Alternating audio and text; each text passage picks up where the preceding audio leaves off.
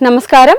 ഭരണ സൗകര്യത്തിന്റെയും വികസനത്തിന്റെയും ലേബലൊട്ടിച്ച് മലപ്പുറം ജില്ലയെ വീണ്ടും വിഭജിക്കണമെന്ന ആവശ്യവുമായി SDPI രംഗത്തിറങ്ങിയിരിക്കുകയാണ്. റവന്യൂ മന്ത്രി AP അനിൽകുമാറിന് തിരൂർ ആസ്ഥാനമാക്കി പുതിയ ജില്ല വേണമെന്ന ആവശ്യവുമായി ഇവർ നൽകിയ നിവേദനം കേരളത്തിന്റെ സാമൂഹിക രാഷ്ട്രീയ ഭൗമശാസ്ത്രപരമായ അന്തരീക്ഷത്തിൽ വലിയൊരു ചർച്ചയ്ക്കാണ് വഴി തുറന്നിരിക്കുന്നത്.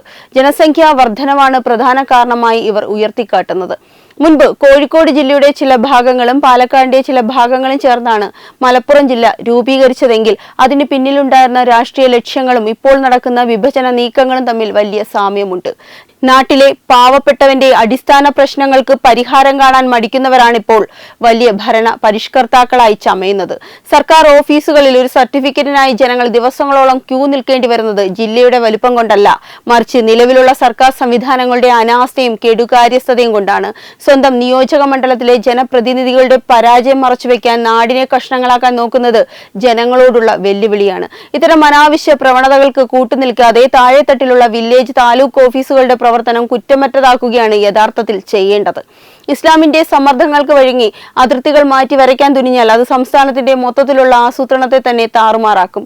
ഭൂപടത്തിൽ പുതിയ വരകൾ വരച്ചതുകൊണ്ട് മാത്രം ജനങ്ങളുടെ ജീവിത നിലവാരം ഉയരില്ല എന്ന യാഥാർത്ഥ്യം വോട്ടർമാർ തിരിച്ചറിയേണ്ടതുണ്ട്. സ്വന്തം രാഷ്ട്രീയ സ്വാധീനം ഉറപ്പിക്കാൻ നാടിനെ പകുത്തെടുക്കാൻ നോക്കുന്ന ഇത്തരം സ്വാർത്ഥ നീക്കങ്ങളെ ജനാധിപത്യപരമായ ബോധവൽക്കരണത്തിലൂടെ പൊതുസമൂഹം ഒറ്റക്കെട്ടായി ചെറുത്ത് തോൽപ്പിക്കണം. ദേശീയതയും രാജ്യത്തിന്റെ അഖണ്ഡതയും മുൻനിർത്തി ചിന്തിക്കുന്ന BJPയുടെയും സാധാരണ ജനങ്ങളുടെയും ശക്തമായ നിലപാടിൽ ഇത്തരം വിഭജന നീക്കങ്ങൾ വികസനത്തിന് വേണ്ടിയുള്ളതല്ല, കൃത്യമായ വർഗീയ രാഷ്ട്രീയ അജണ്ടകളുടെ ഭാഗമാണ്. നാട്ടിലെ സ്കൂളുകളും കോളേജുകളും കൃത്യമായി നടത്തിക്കൊണ്ടു പോകാനോ യുവതലമുറയ്ക്ക് ആവശ്യമായ തൊഴിലവസരങ്ങൾ തന്നെ നാട്ടിൽ സൃഷ്ടിക്കാനോ കഴിയാത്തവരാണിപ്പോൾ പുതിയ അതിർത്തികൾക്കായി മുറവിളി കൂട്ടുന്നത്. നിലവിലുള്ള ഫണ്ടുകൾ കൃത്യമായി വിനിയോഗിച്ച് ജനങ്ങളുടെ ജീവിത പ്രശ്നങ്ങൾക്ക് പരിഹാരം കാണുന്നതിന് പകരം പുതിയ ഭരണ സ്ഥിരാകേന്ദ്രങ്ങൾക്കായി വാശി പിടിക്കുന്നത് വെറും രാഷ്ട്രീയ അഭ്യാസമാണ്. നാടിന്റെ വിഭവങ്ങൾ തുല്യമായി വീതിച്ചു നൽകിയ എല്ലാ പ്രദേശങ്ങൾക്കും ഒരുപോലെ മുൻഗണന നൽകുന്ന മികച്ചൊരു ഭരണശൈലിയാണ് ഇവിടെ ഉണ്ടാകേണ്ടത്. അതിനു പകരം സ്വന്തം സ്വാധീന മേഖലകൾ വിപുലീകരിക്കാൻ വേണ്ടി മാത്രം നാടിനെ വീതം വയ്ക്കാൻ നോക്കുന്ന ഇത്തരം അജണ്ടകളെ വിവേകമുള്ള പൊതുസമൂഹം ഒരിക്കലും പ്രോത്സാഹിപ്പിക്കരുത്. ഭരണപരമായ വികേന്ദ്രീകരണമല്ല, വോട്ട് ബാങ്ക് ലക്ഷ്യമിട്ടിട്ടുള്ള പ്രാദേശിക ധ്രുവീകരണമാണ് ഇതിന് പിന്നിലെ യഥാർത്ഥ ലക്ഷ്യം. ഈ വിഷയത്തിന്റെ എല്ലാ വശങ്ങളും, ഇതിന് പിന്നിലെ രാഷ്ട്രീയ നാടകങ്ങളും വിഭജനം ഉണ്ടാക്കാൻ പോകുന്ന അപകടങ്ങളും വളരെ വിശദമായെന്ന് നോക്കാം. മലപ്പുറം ജില്ലാ രൂപീകരണത്തിന്റെ ചരിത്രം പരിശോധിച്ചാൽ തന്നെ അതിന്റെ പിന്നിലെ രാഷ്ട്രീയ സമ്മർദ്ദങ്ങൾ വ്യക്തമാകും. 1969 EMS സർക്കാരിന്റെ കാലത്താണ് മുസ്ലിം ലീഗിന്റെ ശക്തമായ രാഷ്ട്രീയ സമ്മർദ്ദത്തിന് വഴങ്ങി മലപ്പുറം ജില്ല രൂപീകരിക്കുന്നത്.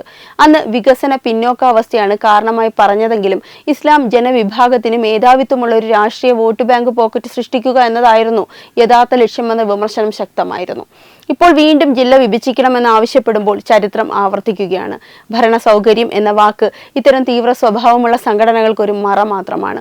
ഒരു പ്രത്യേക ഭൂപ്രദേശത്തെ വേർതിരിച്ച് മറ്റൊരു ജില്ലയാക്കുമ്പോൾ അവിടെ തങ്ങളുടെ രാഷ്ട്രീയവും വർഗീയവുമായ സ്വാധീനം ഉറപ്പിക്കാൻ സാധിക്കുമെന്നത് ഇത്തരം സംഘടനകളുടെ ദീർഘകാല അടിസ്ഥാനത്തിലുള്ള കണക്കുകൂട്ടലാണ്. മലപ്പുറം ജില്ലയിൽ നിലവിൽ മുസ്ലിം ലീഗിനാണ് രാഷ്ട്രീയ മേധാവിത്വം. അതിനെ മറികടന്ന് തങ്ങളുടെ തീവ്ര നിലപാടുകൾക്ക് വേരോട്ടമുള്ള പുതിയൊരു പ്രദേശം സൃഷ്ടിച്ചെടുക്കുക എന്ന അജണ്ടയും ഇതിന് പിന്നിലുണ്ടെന്ന് സംശയിക്കേണ്ടിയിരിക്കുന്നു. ദേശീയ സുരക്ഷയ്ക്കും സംസ്ഥാനത്തിന്റെ തുല്യമായ വികസനത്തിനും മുൻഗണന നൽകുന്ന BJPക്ക് ഈ വിഭജന നീക്കത്തെ ഒരു തരത്തിലും അംഗീകരിക്കാൻ കഴിയില്ല. അതിനുള്ള പ്രധാന കാരണങ്ങൾ ഇവയാണ്. കേരളം പോലെ ചെറിയൊരു സംസ്ഥാനത്ത് ജനസംഖ്യയുടെ അടിസ്ഥാനത്തിൽ മാത്രം ജില്ലകൾ വിഭജിച്ചു തുടങ്ങിയാൽ അത് അവസാനിക്കാത്ത ആവശ്യങ്ങളിലേക്ക് വഴിമാറും. മലപ്പുറത്തെ വിഭജിക്കണമെന്ന് ആവശ്യപ്പെടുന്നവർ ലക്ഷ്യമിടുന്നത് ഭരണപരമായ എളുപ്പമല്ല, മറിച്ച് വംശീയവും മതപരവുമായ ജനസംഖ്യാടിസ്ഥാനത്തിലുള്ള അതിർത്തി നിർണയമാണ്. ഇത് കേരളത്തിന്റെ പൊതുവായ സാമൂഹിക സൗഹാർദ്ദത്തെ തകർക്കും. ഒരു പുതിയ ജില്ല രൂപീകരിക്കുക എന്നത് അത്ര ലളിതമായ കാര്യമല്ല. കളക്ട്രേറ്റ്, ജില്ലാ പോലീസ് മേധാവിയുടെ ഓഫീസ്, വിവിധ സർക്കാർ വകുപ്പുകളുടെ ജില്ലാ ആസ്ഥാനങ്ങൾ, കോടതികൾ തുടങ്ങിയ വലിയൊരു ഭരണ സംവിധാനം പുതുതായി കെട്ടിപ്പടുക്കേണ്ടി വരും. ഇതിനായി കോടിക്കണക്കിന് രൂപയുടെ നികുതി പണമാണ് ചെലവഴിക്കേണ്ടി വരിക. ഇതിനകം തന്നെ കടുത്ത സാമ്പത്തിക പ്രതിസന്ധിയിലൂടെ കടന്നു പോകുന്ന കേരളത്തിന് ഇത്തരം ധൂർത്ത് താങ്ങാൻ കഴിയില്ല. ജനങ്ങളുടെ അടിസ്ഥാന ആവശ്യങ്ങളായ റോഡ് വികസനം, ആരോഗ്യം, വിദ്യാഭ്യാസം എന്നിവയ്ക്ക് പണമില്ലാത്ത സർക്കാർ ഒരു തീവ്ര സംഘടനയുടെ നിവേദനത്തിന് മുന്നിൽ വഴങ്ങി സാമ്പത്തിക ബാധ്യത ഏറ്റെടുക്കുന്നത് ആത്മഹത്യാപരമാണ്. മലപ്പുറം ജില്ലയ്ക്ക് വികസനമില്ല എന്ന് പറയുന്നത് ജനങ്ങളെ പറ്റിക്കാനുള്ള തന്ത്രം മാത്രമാണ്. നിലവിൽ കരിപ്പൂർ വിമാനത്താവളം, വലിയ റെയിൽവേ സ്റ്റേഷനുകൾ, ദേശീയപാത വികസനം എന്നിവയെല്ലാം ഉള്ള ജില്ലയാണിത്. വികസനം എത്താത്തത് ഭരണാധികാരികളുടെ പരാജയമാണ്, അല്ലാതെ ജില്ലയുടെ വലിപ്പം കൊണ്ടല്ല. കൃത്യമായ ആസൂത്രണത്തിലൂടെ ഫണ്ട് വിനിയോഗിച്ചാൽ നിലവിലുള്ള സംവിധാനത്തിൽ തന്നെ വികസനം സാധിക്കും. സാധ്യമാകും. അതിന് ജില്ല മുറിച്ചു മാറ്റേണ്ട ആവശ്യമില്ല. ഈ ആവശ്യത്തിന്മേൽ സർക്കാർ മൃദു സമീപനം സ്വീകരിച്ചാൽ ഭാവിയിൽ വലിയ പ്രത്യാഘാതങ്ങളാണ് കേരളം നേരിടേണ്ടി വരിക. വരും ദിവസങ്ങളിൽ സംഭവിച്ചേക്കാവുന്ന പ്രധാന കാര്യങ്ങൾ ഇവയാണ്. മലപ്പുറം വിഭജിച്ചാൽ തൊട്ടു പിന്നാലെ മറ്റ് ജില്ലകളിൽ നിന്ന് സമാനമായ ആവശ്യങ്ങൾ ഉയരും. ഉദാഹരണത്തിന് പാലക്കാട് ജില്ലയിലെ ചില താലൂക്കുകൾ വേർപെടുത്തി പുതിയ ജില്ല വേണമെന്നോ അല്ലെങ്കിൽ തൃശൂർ, ആലപ്പുഴ ജില്ലകൾ വിഭജിക്കണമെന്നോ ഉള്ള ആവശ്യങ്ങൾ രാഷ്ട്രീയ ലാഭത്തിനായി വിവിധ കോണുകളിൽ നിന്ന് ഉയർന്നു വരാം. ഇത് ഭരണപരമായ അരാജകത്വത്തിന് കാരണമാകും. തീവ്ര സ്വഭാവമുള്ള സംഘടനകൾ ഉന്നയിക്കുന്ന ആവശ്യങ്ങൾക്ക് സർക്കാർ വഴങ്ങിക്കൊടുത്താൽ അത് അവർക്ക് പൊതുസമൂഹത്തിൽ വലിയൊരു അംഗീകാരമായി മാറും. തങ്ങളുടെ സമ്മർദ്ദ തന്ത്രങ്ങൾക്ക് മുന്നിൽ സർക്കാർ മുട്ടുമടക്കുമെന്ന ധാരണ വരുന്നത് ഇത്തരം ശക്തികൾക്ക് കൂടുതൽ കരുത്തു പകരും. ഇത് ക്രമസമാധാന നിലയെയും ആഭ്യന്തര സുരക്ഷയും ദോഷകരമായി ബാധിക്കും. ഭരണാധികാരികൾ ഇത്തരം ആവശ്യങ്ങൾക്ക് മുൻപിൽ രാഷ്ട്രീയ ലാഭം മാത്രം നോക്കി തീരുമാനമെടുത്താൽ അത് സാധാരണ ജനങ്ങൾക്കിടയിൽ വലിയ തോതിലുള്ള അവിശ്വാസത്തിനും ചേരിതിരിവിനും കാരണമാകും. ഒരു പ്രത്യേക വിഭാഗത്തിന്റെ അല്ലെങ്കിൽ ഇസ്ലാം മതത്തിന്റെ ആവശ്യങ്ങൾക്കായി വിഭജനം നടന്നതെന്ന ചിന്ത പൊതുസമൂഹത്തിൽ അസംതൃപ്തി പടർത്തും. ഒരു വിഭജന നാടകം ആർക്കു വേണ്ടിയാണ് നടത്തുന്നതെന്ന് സാധാരണ ജനങ്ങൾ തിരിച്ചറിയണം. വികസനത്തിന്റെ പേരിൽ വൈകാരികമായ മുദ്രാവാക്യങ്ങൾ വിളിച്ച് വോട്ട് ബാങ്ക് ഉറപ്പിക്കാനാണ് ചിലർ ശ്രമിക്കുന്നത്. സ്കൂളുകളിലെ +2 സീറ്റ് പ്രതിസന്ധിയോ ആശുപത്രികളിലെ സൗകര്യക്കുറവോ പരിഹരിക്കാൻ ജില്ല വിഭജിക്കേണ്ടതില്ല. അതിന് കൃത്യമായ ഭരണനിർവഹണവും ജനപ്രതിനിധികളുടെ ആത്മാർത്ഥതയുമാണ് വേണ്ടത്.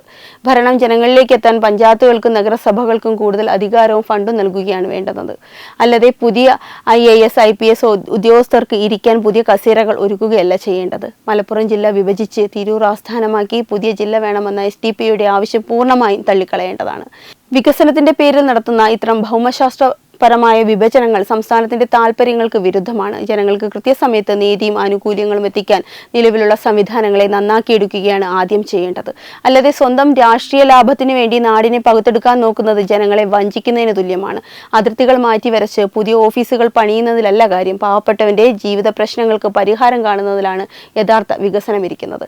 കേരളത്തെ ഇനിയും കഷ്ണങ്ങളാക്കി മുറിക്കാനും അതിലൂടെ തങ്ങളുടെ സ്വാധീന മേഖലകൾ വ്യാപിപ്പിക്കാനും ശ്രമിക്കുന്ന ഇത്തരം നിഗൂഢ നീക്കങ്ങളെ ജനാധിപത്യ മാർഗത്തിലൂടെയും ശക്തമായ ജനകീയ പ്രതിരോധത്തിലൂടെയും നേരിടേണ്ടതുണ്ട്. വികസനം എന്നത് അതിർത്തികൾ മാറ്റി വരയ്ക്കലല്ല, ജനങ്ങളുടെ ജീവിത നിലവാരം ഉയർത്തലാണെന്ന് തിരിച്ചറിയേണ്ട വിവേകം ഭരണാധികാരികൾ കാണിക്കണം. നയപരമായ ഇത്തരം തീരുമാനങ്ങളിൽ രാഷ്ട്രീയ ലാഭത്തിനപ്പുറം രാജ്യത്തിന്റെ സുരക്ഷയ്ക്കും അഖണ്ഡതയ്ക്കുമാണ് മുൻഗണന നൽകേണ്ടത്. ഈ വാർത്തയെക്കുറിച്ചുള്ള നിങ്ങളുടെ അഭിപ്രായങ്ങൾ താഴെ കമന്റ് ചെയ്യുക. കൂടുതൽ വാർത്തകൾക്കായി ചാനൽ സബ്സ്ക്രൈബ് ചെയ്യാൻ മറക്കല്ലേ. വെബ് ഡെസ്ക് തത്വമൈ ന്യൂസ്.